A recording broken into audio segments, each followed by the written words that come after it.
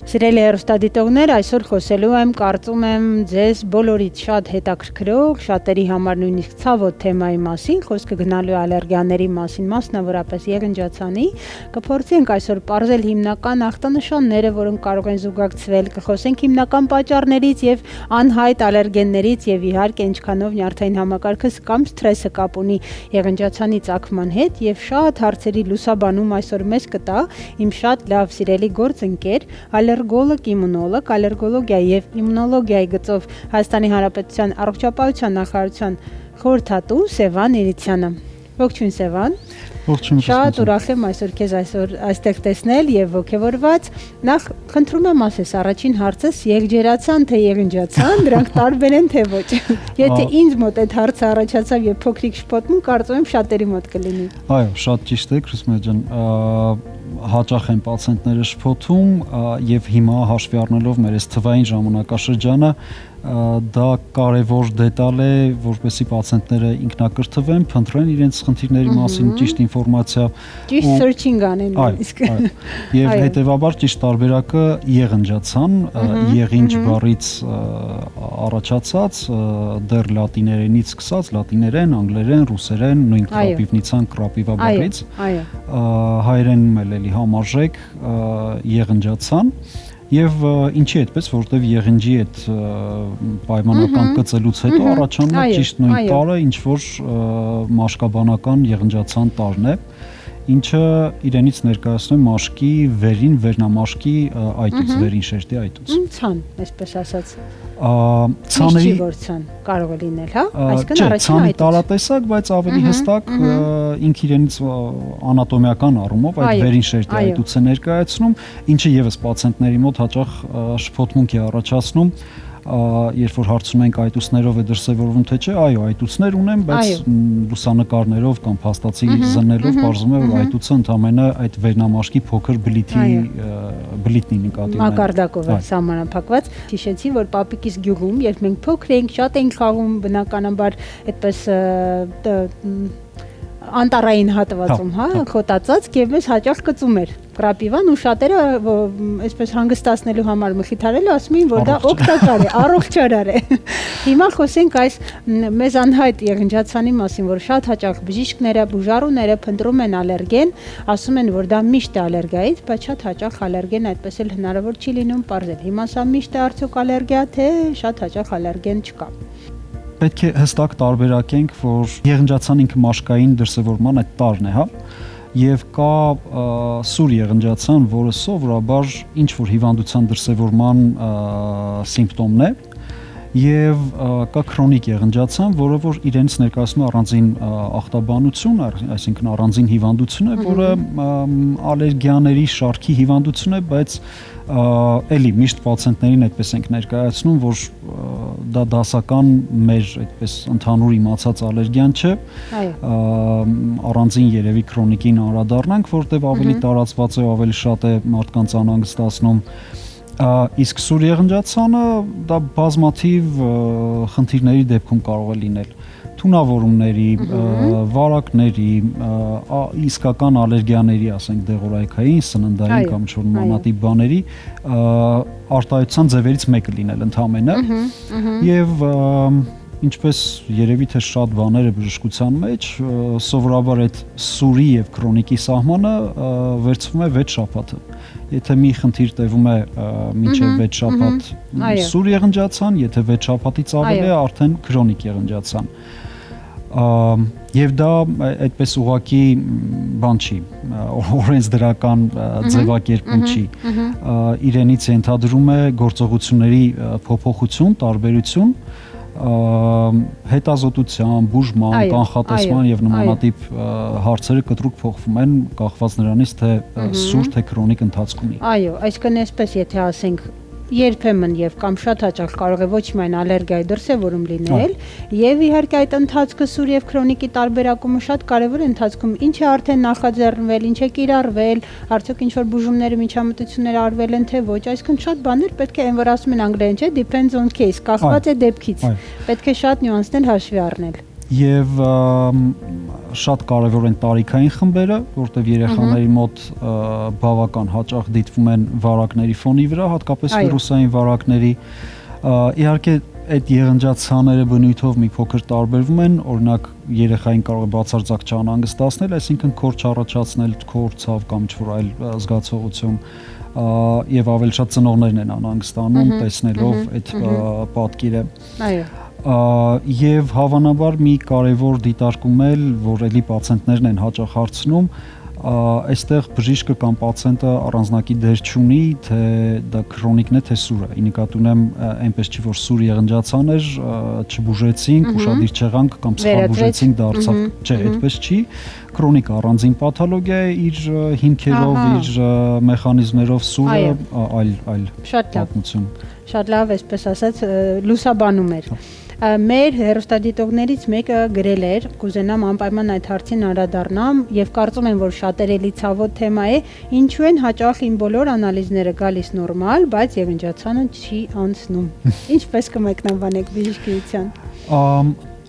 Եթե ընդունենք, որ հաճախակի է տալիս անալիզներ, ապա դա կամ այնքան է հարցահասնացել, որ դիմում են, ապա խոսքը հավանաբար քրոնիկ եղնջացանի մասն է, երբ որ շատ քիչ անալիզներ կարող են շեղված լինել, կախված դեպքից, բայց կարող են ընդհանրապես շեղված չլինել, ինչը եւ մենք ենք հաճախ հիմնվելով իհարկե փաստահեն բժշկության վրա խորհուրդ տալիս, որ մի հանձնեք, մի ընկեք տարբեր հետազոտությունների հետևից,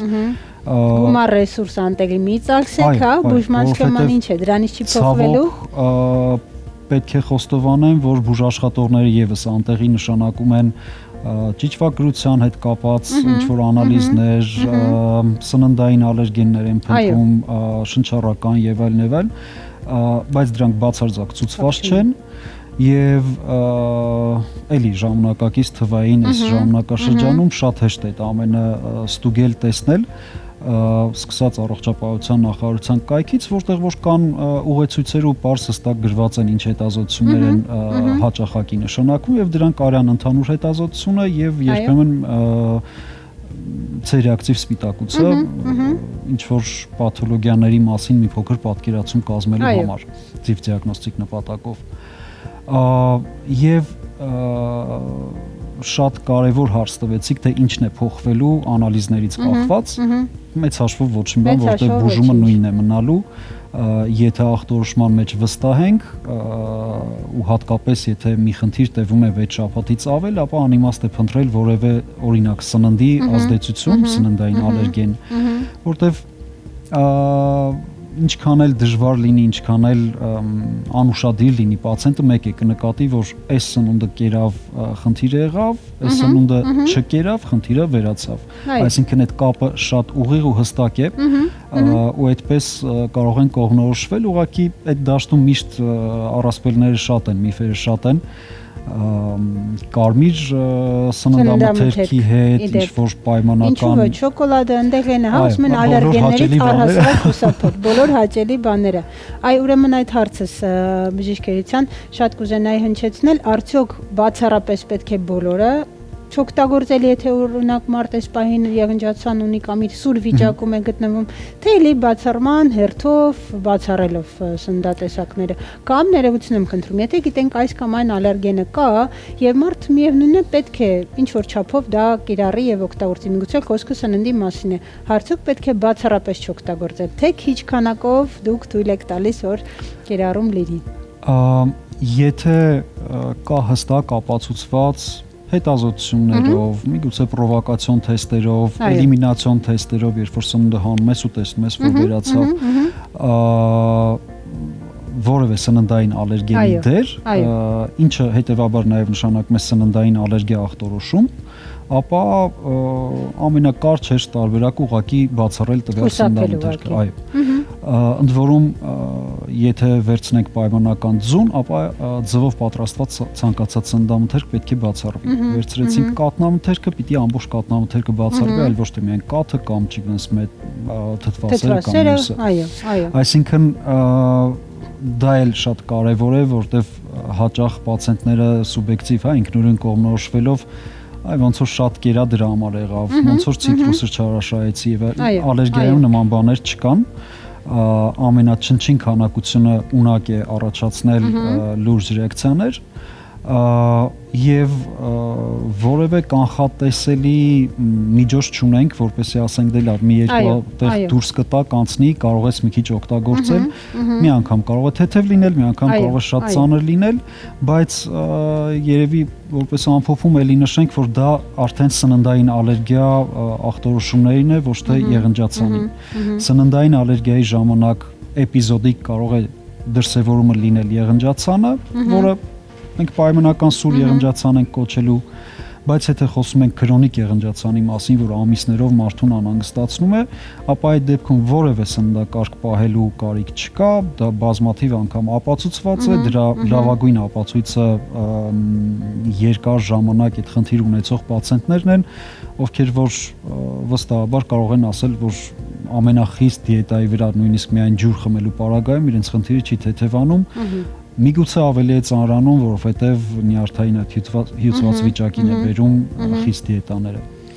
Ես այս հարցը պահել էի վերջում, բայց որ այդպես իհարկե նյարդաբանը չի կարող չհարցնել։ Արդյոք հավանական է եւ հաճախ է հանդիպում այն դեպքը, երբ որ եղնջացանի պատճառը նյարդերն են, որովհետև շատ հաճախ բացառման մեխանիզմով, միգուցե եւ ոչ, մի քանի գանգատ լսելով կամ տագնապային է, կամ մի քիչ անհանգստություն ունի բուժառուն, ենթադրվում է, որ այդ եղնջացանը նյարդաբանական կամ հոգեուզակյան պիտի լինի։ Ինչ կասեք այս մասին։ Ոչ պրակտիկայում, ոչ գրականության մեջ չի հանդիպել, որ հոգեհուզական վիճակը պատճառ լինի եղնջացանի։ Բայց արատավոր օղակի նման մեկը մյուսին ուժեղացնում են, երբ որ արդեն արկա որևէ խնդիր կա, նույն օրինակ վերցնենք եղնջացանը հոգեհուզական շատ կայուն մարդու մոտ։ Այդ երկարատև քորը, որ անընդհատ անհանգստացնում է, անընդհատ լրացիչ ազդակներ է ստեղծում, չի թողնում գիշերը նորմալ չեն քնում, առավել եւս եթե հանկարծ սխալմամբ ինչ որ սննդակարգիր էին հետևում, իրենց զրկում իրենց համար կարևոր ցանկալի սննդամթերքից, բերում է այդ նյարդային լարված վիճակին, իսկ եթե ուղակի արկային երկու վիճակները միաժամանակ եւ եղնջացանը եւ ինչ որ ստրեսային լարված տագնապային վիճակները, որոնք որ ցավոք անպակաս են մեր առօրյայում, մեկը մյուսին ավելի ուժեղացնելու է, ավելի սրելու է։ Այո։ Հատկապես հաշվի առնելով, որ եղնջացանի ոնց որ հիմնական գանգատը մի դեպքում արտաքին տեսքն է, որը օբյեկտիվ նկատելի խնդիր է, ու հատկապես գեղեցիկ սեռի մոտ լուրջ խնդիրներ կարող է առաջացնել։ Այո, նույնիսկ բարդությունների ինչ որ խոչընդոտելով աշխատանքի, մյուս հարցերով, որովհետև շատ եմ լսում, որ պացիենտները գանգատվում են, որ ստիպված են ամեն մեկին բացատրել, որ դա վարակիչ չէ, վտանգավոր չէ, որպեսզի մարդիկ իրենցից չխուսափեն, օրինակ սպասարկման ոլորտում դա կարող է լուրջ խոչընդոտ դառնալ այդ մարդկանց համար։ Այո։ Մյուս գանգատը հիմնականը քորը, այո, որը սուբյեկտիվ է եւ բացառությամբ միայն պացիենտը կարող է դա գնահատել, չափել եւ ինչքան ձյուրագրգիռ լինես, այնքան այն մինիմալ ազդակները ավելի շատ են ազդելու եւ ավելի շատ են ներվայնացնելու, ավելի շատ են սրելու այդ ձյուրագրգիռ վիճակը, այդպես օղակը մեկը մեկին ինդուկցելով ավելի սուր վիճակի է բերում։ Այդ իսկ պատճառով շատ հաճախ այո խորհուրդ ենք տալիս դիմել նյարդաբանի, հոգեբանի, երբեմն նույնիսկ հոգեբուժի, ելնելով այն հանգամանքից, որ զուգահեռ այդ օգնության կարիքը եւս կա, այլ ոչ թե պատճառ լինելով։ Շատ շնորհակալ եմ էլի այս ճշգրտության համար, այս լուսաբանում կարծում եմ նաև մեր գոլեգաներին շատ պետք է գա, որովհետև շատ դեպքերում մենք այդ մուլտիդիսցիպլինար մոտեցման մասին մոռանում ենք եւ մենակով կարծես թե որպես բժիշկ, դել չասած, որ բուժառուն մեզ է վստահում, բայց մենք պետք է կարողանանք ժամանակին ներգրավել նաև մեր, այսպես ասած, մասնագիտական հմտություններից դուրս մասնագետներ, ովքեր կարող են իրոք շատ օգտակար լինել։ Խոսենք այն մասին դեղորայքի էֆեկտիվության, միգուցե մենք գիտենք, որ արսենալը հակահիստամինային կամ հակաալերգիկներ, հա, ինչպես մեր հեռուստադիտողները գիտեն, վստահ եմ, որ ձեզ շատերի կհուզի այս հարցը, ինչքանով կարևոր է ճիշտ հակահիստամինային պրեպարատ ընտրելը։ Ինչու են շատ դեղորայք էֆեկտիվ լինում միայն կարճաժամկետ, օրինակ շատերը օգտագործում են, հա, 5 օր, 10 օր, մի քիչ թեթևություն, հետո ասում են էլի նույն վիճակն է։ Շատ բժիշկներ նշանակում են կոմբինացված պրեպարատներ։ Այ կուզենայի ձեր կարծիքը լսել այս դեպքում։ Ես պիտի այդպես հատուկ ընդգծեմ, որ ներկայացնելու եմ իմ կարծիքը, որը հիմնված է փաստահեն բժշկության վրա, դա միայն իմ կարծիքը չի, դա ընդհանուր միջազգային մոտեցում է։ Այո, Սևանը այն առաջին բժիշկներից մեկն էր։ Մենք այսօր բոլորս ենք կարդում, օգտվում, բայց վստահ կարող եմ ասել, այո, խոսքը գնում է այն ուղեցույցերի մասին, որոնք միջազգային, կարելի ասել, բոլոր զարգացած երկրներում եւ առաջադեմ կլինիկաներում օգտագործվում են եւ այսօր մենք կլսենք, այսպես ասած, առաջի աղբյուրներից ձեր տեսակետը։ Բուժման առումով տարբեր մոտեցումներ կային եւ դրանք վերջին տարիներին այդպես ակտիվ փոփոխվեցին, բայց այո, հիմնական մեթոդը մնում է հակահիստամինային պրեպարատները ու պատկերացնելով մեխանիզմը, հա, երևի թե մի փոքր մեխանիզմից խոսելը չի խանգարի։ Հետաքրքիր կլինի նույնիսկ։ Հիմնական մենք քրոնիկ եղնջացանի մասին խոսելով պատկերացնում ենք երկու մեխանիզմ, դրանք տեսության մակարդակով են։ Մի դեպքում դա աուտոալերգիա կոչվածն է, երբ որ ալերգիայի պատճառը օրգանիզմի սպիտակուցներից մեկն է եւ ընդհանրապես կապ չունի շրջակա միջավայրի հետ, հետեւաբար, չգիտեմ, շունը, կատուն, սնունդը, օդը, միջավայրը, սեզոնը, ոչինչ բանը դրանք կապ չունեն։ Ոչ մի կապ չունի։ Քանի որ խնդիրը օրգանիզմի ներսում է։ Մյուս մեխանիզմը աուտոիմուն մեխանիզմներն են։ Երբ որ մեր օրինակ հատկապես կանանց մոտ է հաճախ հանդիպում վահանաձև գեղձի աուտոիմուն հիվանդության պարագայում մաշկի վրա եւս եղնջացանային դրսևորումներ են լինում, այսինքն այն հակամարմինները, որոնք որ վահանաձև գեղձի հետ կապված արտադրվել էին, դրանք կապվում են այն բջիջների հետ, որոնք որ պատասխանատու են ալերգիայի համար, դրանց ինքնուրույն գրգռում են ու բերում հիստամինի ձերբազատման։ Եվ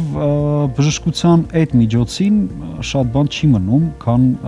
տալ հակահիստամինային պրեպարատը, որը ուղղակի չեզոքացնում է հետևանքը, բայց պատճառը մնում է, երևի թե այնպես ոնց որ աուտոիմուն հիվանդությունների մեծ պարագայում, հա, իրենք չեն բուժվում, այլ ընդհանրապես հետևանքներն ենք վերացնում։ Ու այդտեղից էլ հետևում է, որ պացիենտները պիտի երկարատև բուժվեն, այնքան ինչքան դրա կարիքը ունեն, այսինքն պրեպարատները այդ հակահիստամինային ստանան այնքան ժամանակ, իսկ դա կարող է տարիներ տևել, ինչքան այդ process-ը օրգանիզմում շարունակվում է եւ իհարկե մի օր ինքն իրեն կարգավորվում է։ Ինչպես ինքն իրեն սկսվում է, այդպես էլ ինքն իրեն անցնում է։ Հետևաբար դեղի ընտրության մասը, եթե պացիենտը երկար ժամանակ օգտագործի, դա պետք է լինի անվտանգ, պետք է լինի հնարավորինս քիչ կողմնակի ազդեցությամբ դեղ։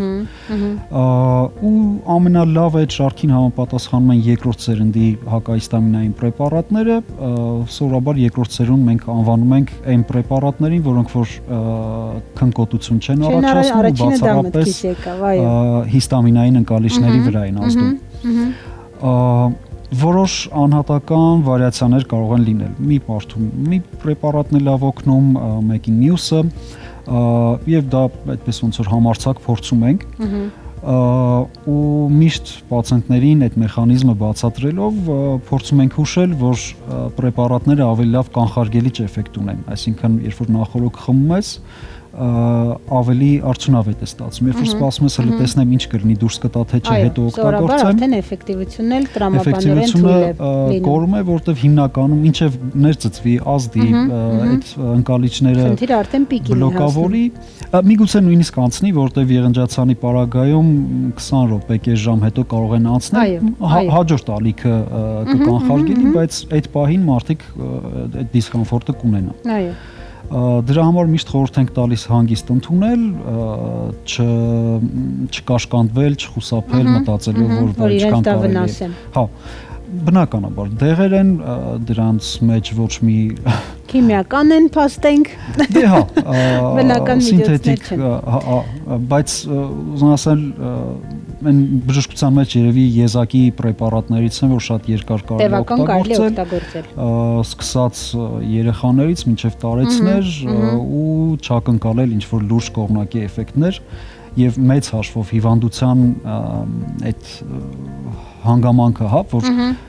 փաստացի ունենք մի հիվանդություն, որը առաջացնում է դիսկոմֆորտ եւ չի բերում կյանքի հետ կապված ինչ-որ վտանգների։ Հետևաբար բուժումն էլ պիտի լինի այնքան անվտանգ ու մատչելի, որ այդ դիսկոմֆորտին արժանի լինի։ Իմ հարցերը իրականում շատ էին, ցավոք սրտի այսօր չհասցրի կեսն անգամ հնչեցնել, բայց փաստորեն իրոք թեման հետաքրքիր է եւ կարծում եմ մենք դեռ կանրադառնանք այս հարցին, բայց բժիշկ Իրիցյան, խնդրում եմ վերջում տալ 3 պրակտիկ խորհուրդ մեր բուժառուների, ովքեր հենց այս պահին դիտում են մեզ եւ իրենք ունեն տևական ձգձգվող եղնջացան, ինչ անել կամ ինչից խուսափել։ Ամենաառաջինը երևի թե չլսել կողքի մարդկանց ոչ մասնագետներին, որովհետև շատ հաճախ իրենց խորհուրդները ես էլ ունեմ այդ ալերգիայից, բայց իրականում դրանք տարբեր խնդիրներ են եղել, ավելի շատ վնասում են, բարդացնում են։ Չպահել, չհետևել որևէ խիստ սննդակարգի եւ ժամանակին դիմել բժշկի ու չխուսափել պրեպարատներից, որտեղ մենք խոսեցինք մի հիմնական միջոցի մասին, բայց ելի միջոցներ կան, երբ որ դրանք չեն օգնում, նրանց են կանցնում, որոշակի զարգացում ունի բժշկությունը, լուծումներ կգտնենք։ Շնորհակալ եմ շատ հետաքրքիր թեմայի լուսաբանման համար։ Այսօր մենք լսեցինք շատ կարևոր պրակտիկ խորհուրդներ, շատ հետաքրքիր լուսաբանումներ ինձ համար առաջին անգամ լսեցի։ Այսօր խոսում էինք ալերգիաներից, հատկապես եղնջացանի դրսևորումից եւ իմ հյուրն էր իմունոլոգ, ալերգոլոգ, իմ շատ սիրելի գործընկեր Սևան Իրիցյանը։ Կարծում եմ մենք դեռ այս թեմային կանրադառնանք։ Գնացինք առաջ։